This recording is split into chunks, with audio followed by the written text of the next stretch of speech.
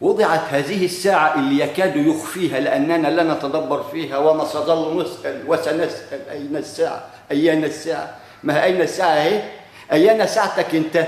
يعلمه هو علشان تجتهد أنت عملت إيه؟ قرأت في هذه الساعة اللي هتكون لك أنت، اللي أنت هتكون مقياسها، اللي من خلالها ستعي كيفية تقدير الله بقدر ما توصلت من بعد كوني من خلال المعادلة النسبية، وبعد إيماني من خلال الإيمانيات الفطرية، وبعد عبادات من خلال العبادات القانونية اللي وضعت فروض مفروضة بقانون دين يسمى يوم الدين.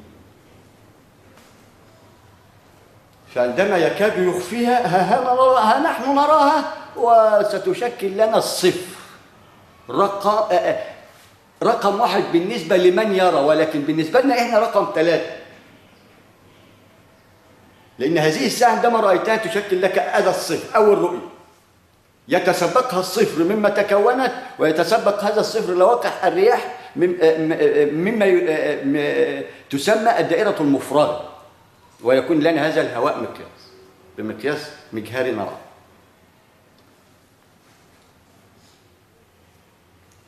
هذا الزراع اللي يدينا ساعة بها 4 عقارب ويوم به 4 أيام ذكرناها، دل على رقم 5. أين هو الرقم الخامس؟ يعطينا مقياس الحديد، لأن 4 مكونات الأرض ماء نار هواء تراب، وبينتهي لأن هذه العناصر ال4 يعود من خلالها الحديد المؤدي لتكتل هذه البقع. يبقى هذا رقم 5. رقم 5 يدلنا من خلال عبور الأقطار، يدينا اليوم الخامس 50,000. ومعنى 50 أي 5 تشكل الأمة أي الدائرة المغلقة، ونواة الذرة الدائرة المفرغة إلى أن تتكون، وبالمتشابهات إلى أن تخرج هذا النجم من ذاك الأم أي ذات الشمس، لأنها ستعمل بهذا الميقات 9 أشهر، ستنجب ابن هذه ال9. فالأم تشكل النواة، ونذكر الأرض الأم الكبرى عندما أنجبت هذه الذرة فتشكل رقم 50، ونراه ووضحناه من خلال الشرح على القمر ونجم الزهرة إلى أن نعي المادة السوداء كيفيتها وقطرها. فهنا بنرى رقم 5 من خلال هذه 4 أيام يوم 50,000. ويوم 50,000 يعطينا 10 أقطار، كل قطر يضاهي ما نحن فيه الآن. يعني هذا القلم سيشكل لنا مقياس لما تفضل به الأخ الفاضل، وسنبدأ من خلاله النشأة والعروج بشيء مبسط لا يهرع الأمة، لأن الأمة مش ناقصة هرع ولا تعب أعصاب ولا نوم في البيت ولا قلة عمل. ما هو كفاية اللي إحنا فيه. وبعدين لما نلاقي القيامة قايمة في 21/3 الأرض هتتقلب على دماغنا، والدنيا هتغرق، وأمريكا هتسيح على بعضها مية وتيجي على مش عارف إيه. وطبعا هنعمل إيه؟ بقى لها شهر ولا شهرين نمكث في بيوتنا بقى الشهر ولا الشهرين دول، ننتظر لا زرع ولا آلة ولا تفكير ولا أكل، من يجي له نفس ياكل هو يموت وإلى آخره. فالأمة لا ينقصها ما يزيد وبلها وخبلها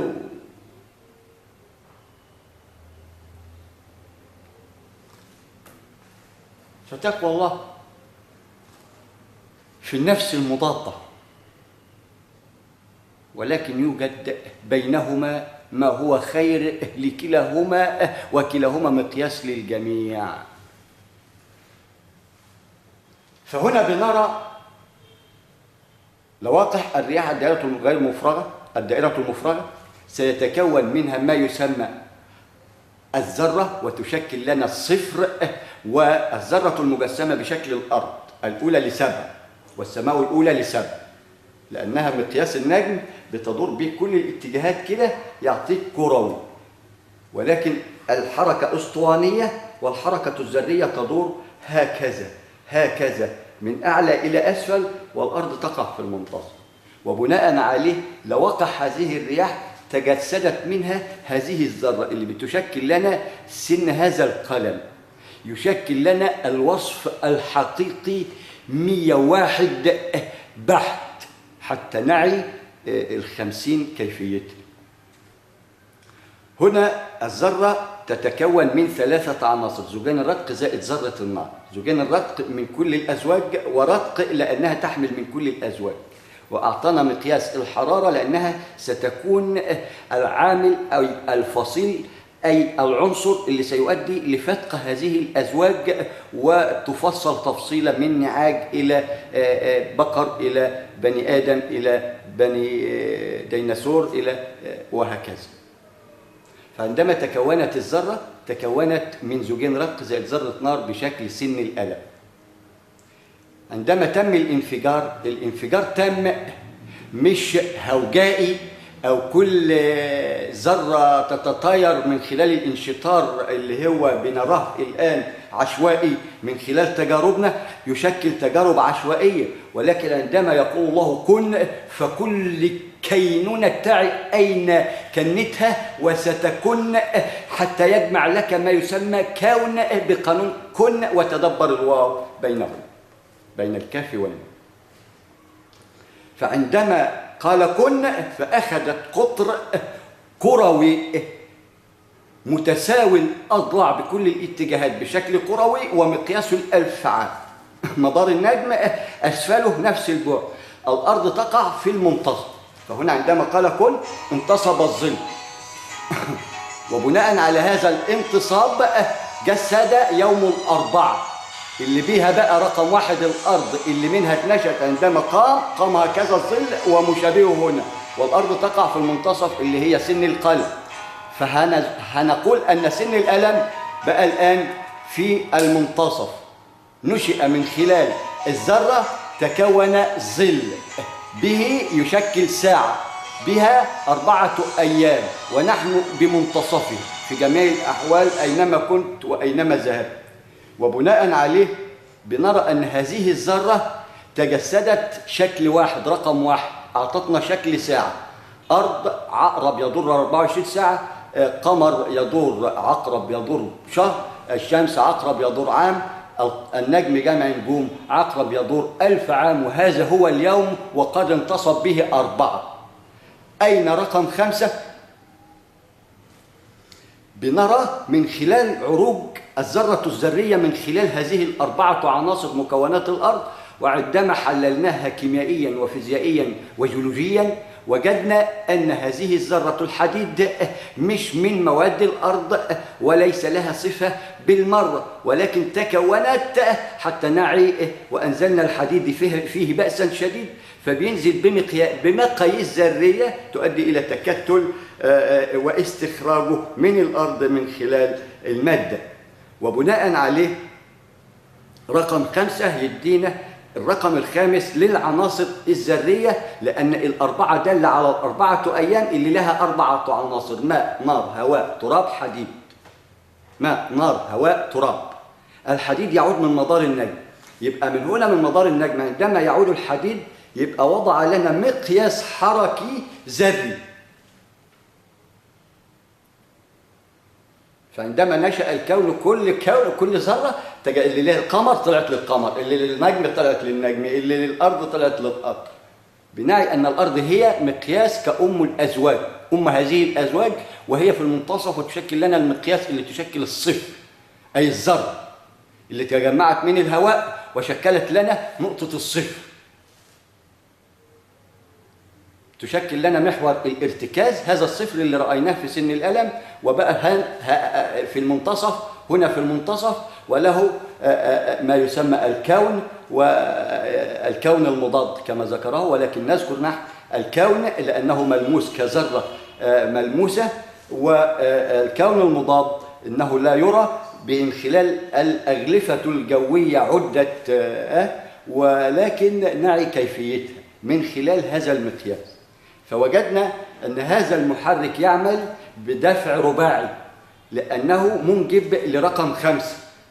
وجدنا هنا فرن اللي يشكل النفايات اللي هو في المنتصف كما ذكر، ولكن ما أنا بقول هو فيه سوء فهم في الموضوع، ولكن ليست في المعادلة النسبية البسيطة، ولكن برضه في الفهم الحاجة البسيطة اللي زي ما شابه اللي احنا من خلال الحديث بنراه، والتوصيف من خلال شكل أي النموذج المبسط. فبقت الذرة في المنتصف، أعطتنا مقياس، فهذا المقياس رقم 5 يعطونا يوم 50,000. المقياس ده الألفية دي تشكل لنا قطر فيه 4 أيام، بعد ذلك ما عادش لا شموس ولا مجرات، يشكل كما ذكر أخي الفاضل هكذا، لأنه هنا المقياس. بعد ذلك يسمى بما يسمى فراغ كوني، أي خلاء كوني، بما يسموه العلماء خلاء كوني، أي الدائرة المفرغة بقانون المثلث. بتمر عبر هذه الدائرة المفرغة 10 أقطار، كل قطر مقياسه بعد هذه الأرض من مدار 1000 عام النجم إلى أسفلها، تعي كيف أنه 1000 يعطينا. فهنا عندما يعمل هذا المحرك حتى يعود لنا بطبخة الحديد، أعطانا رقم 5 اللي منه تكون الحديد، وبناء عليه الحديد تلاقيه رقم 5 في التكوين. فدل على ما يسمى عروج. عروج ايه ده بقى؟ عروج الضوء عبر هذه 10 أقطار، وقلنا القطر مقدار قطرنا احنا 1000، يبقى هذا اللي يسمى ذراع، يبقى 10 أذرعة ولكن تسمى أقطار لأنها بوابات. فعندما تعي ذراعك اللي هو أنت فيه وسيشكل لك مقياس كألفية وهتبدأ من الصفر، عندما وعيت كيفية تكوينها من لا شيء لواقع رياح دائرة مفرغة، ولكن اعلم أن بهذه الرياح أو بهذه اللواقح نواة التكوين أي العناصر، ولكن اعلم أنها دائرة مفرغة رقم لا شيء، رقم صفر يشكل تكتل بشكل رواكد، ده يبقى ده صفر بقى رواكد. هذه الرواكد ستخلق لأنها تجمعت، خلقت بهذا الشكل، وكذلك خلق آدم. فعندما وجدنا هذا الدفع الذاتي دل على 50. 50 دي يوم 50 بيعطينا 10 أقطار بين كل سماء وأخرى. القطر يعني ذراع، عندما نعي أن هذا ذراع وسيكون لنا ذراع بداية اللانهاية، وخد 77 إلى أن تسكر الصفر الميسرة مقياس. شوف احنا وصلنا لإيه دلوقتي؟ 9 و9. ما احنا لو علمنا ان من 1 ل 11 ما وصلناش عند 9 و9، كان 1 اعطانا 11. ليه؟ لانه سينفلق من خلاله فلق يقتني ما به من 1 بشكل ذراع، ستقيس به 10 أذرعة وتسمى 10 أقطار، بوابات بين كل سماء وأخرى. ولنا هذا الذراع مقياس بما أنه قائم على 7 أيام، يكون مفتاح ل7 المثانة من خلال هذا الصفر اللي نحن فيه يشكل الأرض ومنها الانطلاقة. مقياس.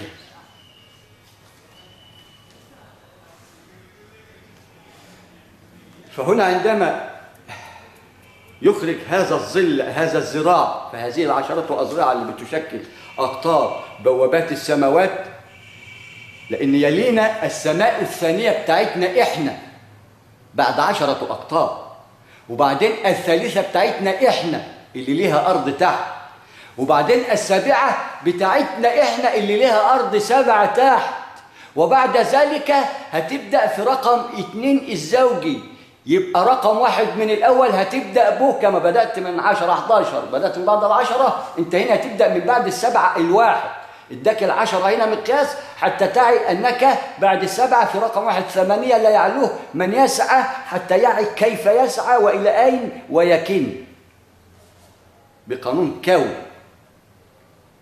ويكون سبب كنه المقياس العلمي اللي سيهديه إلى عليون وخير ما يريد ويتمكن، وهو منه لله من خلال مقياسه وأنبياء اللي وضعوه لنا جميعا، ولم يبخلوا على مسلم ولا مسيحي ولا مشرك ولا ملحد به،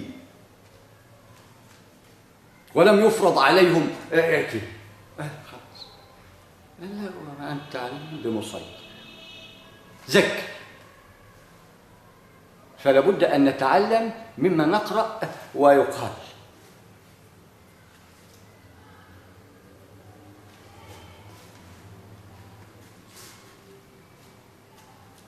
فعندما يعمل هذا المحرك ويخرج هذا النجم مادة تسمى حرارية، هذه الحرارة بشكل ضوء مروا من خلال هذه 10 أقطار بيحوله إلى كتلة، لأنه قمة الوهن، لأن ما أعظم هذا الوهن عندما يتكتل يكون أقوى، وتكون لنا المسة اللي نغزو بها الجبال وننحت بها الجبال مقياس للحجر الكريم اللي يعد أعظم شأن كحجارة مكرمة. وهي لنا فوق مقياس، وكل حجر يحمل رائحته من مسك وخير فيحاء من كل أنواع الألوان. وخد 7 مقياس كما نرى 7 الآن مقياس، لأن وضع لنا 10 مقياس حتى نعي ما بعد 8 و9 و10. نقف أسفل 8 نعي ما معناها وما أسفلها حتى نعي إلى أي وكاء. هناك مش هنا، لأن رزقكم في السماء، عندما تعادلوا في السماء ترى رزقك هنا إنه لهين. أنت لو هتاكل عيش حاف وهتتدبر قانون وتكتبه وتكتب بدايته ونهايته حتى لا يضل بعدك واتكل على الله، أنت كده جنيت الدنيا والآخرة بمن عليها، ولا يعي عنك حد شيء في ساعة عشتها. وممكن تعيش تريليون عام تتكلم، ولكن لأن القانون يحسن بين هذا وذاك اللي وقته من وهن. فبناء على هذا الوهن اللي بيمر بشكل ضوء بيتكتل ويمر عبر 70 7 في 10 ب70 ذراع إلى أعلى.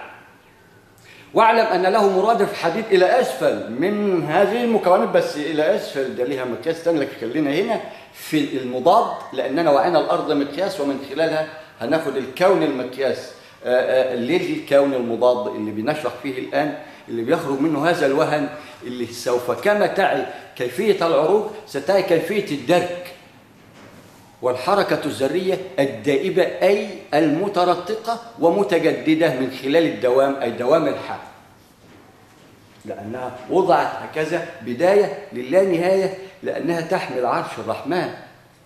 ذرة ليس لها من مقياس ولا يعي عن علمها شيء لانهار عرشه سبحانه وتعالى، وأنت عالم وتعي هذا الكلام.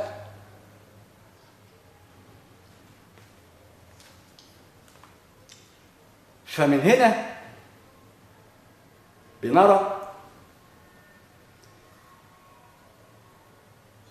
أن عندما يعرض الضوء من هذه المساحة اللي هو النجم، وأعطانا الأرض في المنتصف تدور بشكل اسطواني مع حركة هلالية مبسطة تسمى حلزونية حتى تجري الأنهار بشكل مثلث متساوي الأضلاع سباعي وثماني، ولكن اعلم الكيفية القائمة على ذات هذه 7 و8 وكلاهما 7، ولكن هذا الشكل السباعي اللي يعطينا غلاف وحيز له أبعاد، عندما تدير المقياس الألفي كده يعطيك متساوي الأضلاع والأرض في المنتصف، لا تتحرك لا هي ولا الكواكب. هذه الحركة تسمى حركة ذرية، ولكن يوجد لدينا 4 كواكب لا يتحرك إلا من خلال فلقهم اللي قدر لهم خير قدر وبمقاييس نعلمها من الله وتعلم البعض بمقياس 9 والتسعة 9 من 1/10. فهنا الحديث يشكل لنا الحجة، وحجتنا يجسدها القانون، والقانون ينجب علم مستحدث ومتجدد، ميكنة مستحدثة ومتجددة من خلال القانون ذاته، إلى أن نعي الباقي ويكون لنا الأوبرج مقياس، إلى أن نعي أن سينجب ما يسمى معرض وقوانين مغذية لجهات يعلمها أهل العلم والحكام. ويا أهل الحكم نرجو من الله أن يريكم إيانا حتى ننهض على أقدامنا.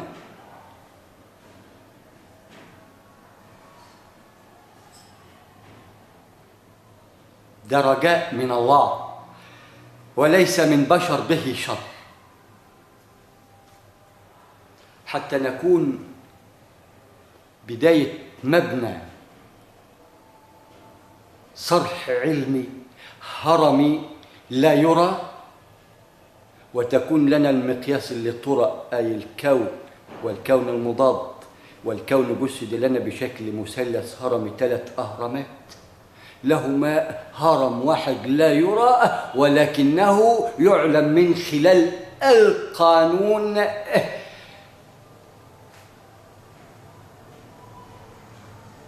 والمعادلة. القانون يشكل التاريخ، الألفية والزوجين، الحركة الذرية المنجبة لما يسمى الديمومة، لأنها الديبوبة. والمعادلة 9 و9 هذين الزوجين تراهما من خلال سيف التاريخ اللي يحمل لك نواة العلم كمقياس لما يسمى سيف، وشبه لنا كالسيف معادلة تاريخية لها بداية مؤدية إلى اللانهاية، وبدايتها مثلث تحط على 9 و9 نسبة 1، يتبقى زوجين. هنا سنعي كيفية 12 ال10 كيفية سعيها من خلال هذين الزوجين. وهذه 10 ادتنا اليوم، والزوجين أعطونا الليل والنهار مقياس إلى أن نعي ما بعد ذلك وسيخلق. إبليس من الوهن اللي هو لواقح الرياح بمقدار المضاد، لأن من هواء هو وفينا نحن كنواة بشكل سعار حراري. ونذكر في الحديث النبوي والكتب النبوية توضأ واستحم. فهنا بنرى من خلال هذا المقياس المبسط أن هذه الذرة اللي بشكل معمل نفايات ينجب، هذا هو المقياس، وينجب ما يسمى بالذرة اللي ستخترق اليوم الخماسي اللي هو 10 أقطار. هذه 10 عندما نعي الكيفية القائمة على ذات الضرب، الرقم بذات ضرب البعض والضرب بالشيء والضرب بالرقم، بنرى أن هذا مشوار يشكل لهذه الذرة الضوئية حتى تتحول وتتكتل إلى حجر في السماء الأولى، ويعطينا له مقياس من خلال الحجر الأسود اللي ببكة، يعطينا مقياس الأولى للسابعة بعد 70 ذراع بتوعنا إحنا، لأن سيأتي 70 ذراع مقياس آخر، ولكن لكل ذراع باع وصاع. فمن خلال هذا العروج الذري الضوئي بشكل وهن يتحول ويتجسد بشكل حجارة كريمة مصفاة إلى أن تصل للسابعة عرش الرحمن، أي 7 الثانية مصفاة بشكل ثوب أبيض خير أبيض خير نور، وله مقياس، ووضعها لنا هنا مقياس ذري، مقياس وبناء على هذا المقياس الذري اللي بيعرج منه وهن الضوء المؤدي لتكتل خير حجارة وأقواها بتبدأ من السماء الأولى مقياسها الحجر الأسود إلى أن نصل للمصفى، ويكون لنا الحجارة هنا مقياس من خلال اللون الأبيض للماسة أو الزمردة أو إلى آخره. وصلت لأرقى استوى على الجودية مع مراعاة لونها الدال على اسمه. وبناء عليه بتعرج هذه الذرة 70 ذراع، 7 سماوات، بين كل سماء وأخرى 10 أقطار. السبعة هنا كأيام ومقياس 7، بنقول 7 في 10 أي النواة اللي أنجبها هذا الظل 10 حسنات. وبناء عليه بتخترق هذه الذرة ما يسمى 7، بنضرب 7 في 10 ب70 ذراع إلى أعلى ومرادفهم إلى أسفل، لأننا في المنتصف. فعندما تصل إلى 70 لأعلى بتاخد اللون الأسمر. بعد ذلك لها عروج أيضا ولكنها عروج مرئي، وتكون لنا الصخرة اللي مقياسها بين وبين غلاف الأرض. هنا لو اجتمعت أهل الإنس والجن على أن يوقفوا حصوة دون أن يحملها مظلة لا تكون لنا مقياس هذه الصخرة اللي من المعجزات السابعة. فهنا بنرى أن أول مقياس يأتينا بعد 70 ذراع أسود في عليين، بيبدأ تصفيته إلى انتهي أين عليون. فهنا علمنا كيفية تجسيد الحجر الكريم وكيفية تصفيته، وأعطانا مقياس حتى يكون لنا بداية ساعة التدبر والتفكير، أي الوحي اللي سيوحي إلينا من خلال الفكرة. يا أخي ما هو أنت النواة، ما هو أنت بيوحالك عندما ربنا يهديك إلى فكرة أو حالك هذه الفكرة، ومرسل لأنه أرسلك، ونبي منبئ لأنك ستنبئ بما ستعمل وستصنع وما ستقول، وما لأنه مقياس ويشكل روح، وجد تبصم من خلالها درجتك الفنية الصناعية، ومن الذرة للمجرة مقياس. أين أهل المقياس؟ من هذا المقياس المسمى بنسبية وقوانين. أين أنتم يا أهل النسبية والمعادلات والقوانين من هذه المعادلات الكونية والقوانين الكونية؟ أي اللي تعلمون أنتم ماذا أنجبت وأعلنا وقلنا، بس أين من يعي حتى يكون صاحب هذا الشيء؟ لأن لا نعطي أي شيء إلا لصاحبه، أي إلا لصاحبه.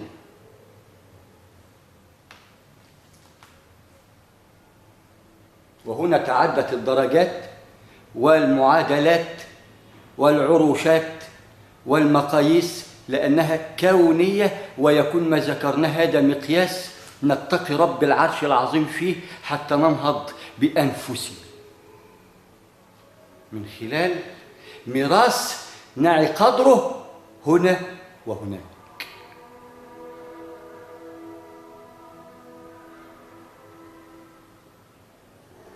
فرأينا أن الظل في منتصفه الأرض تشكل الكون، أي الكتلة أي الوزن اللي ينتهي بكون كما تفضل علمنا، وكون مضاد. هذا جسم يرى وله معادلات، وذاك لا يرى ولكن له مسميات ومعادلات.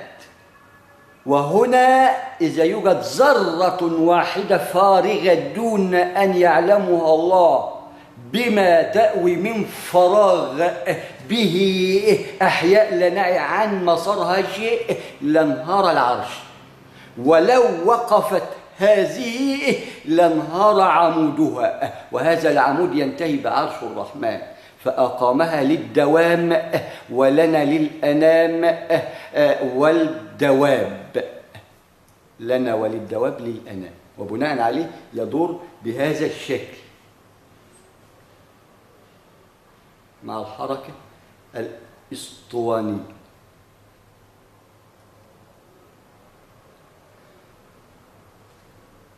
يعطينا الأزواج 12 و12 ليل ونهار، وبعد ذلك نهار بنهار بنهار حتى نهاية فراغ فراغ فراغ، لأنها مبسوطة مقشوطة، كما شبه لنا أنها هنا مقشوطة لأنها بالمقياس المقشوطة مقشوطة، ولكن لها أبعاد نسبية علمية كونية حركية بشكل دائري، أي هذا سر الحركة الكونية والميكنة الكونية، الحركة الدائرية اللي تسبب فيها العنصر الثالث اللي ادى لفصل كل الأزواج، العنصر الذري الثالث. يبقى هنا تعمل بهذا الشكل الأسطواني، وللنجم مكانه، وهذا الغلاف عندما يأتي انفجار النجم هذا يعود منه بما يسمى شهب، وبعد ذلك يعرج ما سيكتل ووضحناه من خلال الحجر الضوء اللي يشكل الوهن، ويعود الحديد لتكتل هذه البقعة اللي تشكل الوسطية حتى نعي أننا في المنتصف، وتعمل الذرة الذرية هكذا وهكذا، ولكن العمودية تشكل لنا ساعة لا عوج ومحكمة ومحكمة، مع مراعاة وضع الديمومة المؤدية لإنجاب بداية للا نهاية. فالخير يكمن وآت، وسيكون لكم هذا المثلث مفتاح لما ذكرناه وأنتم تعلمون من الله سبحانه وتعالى.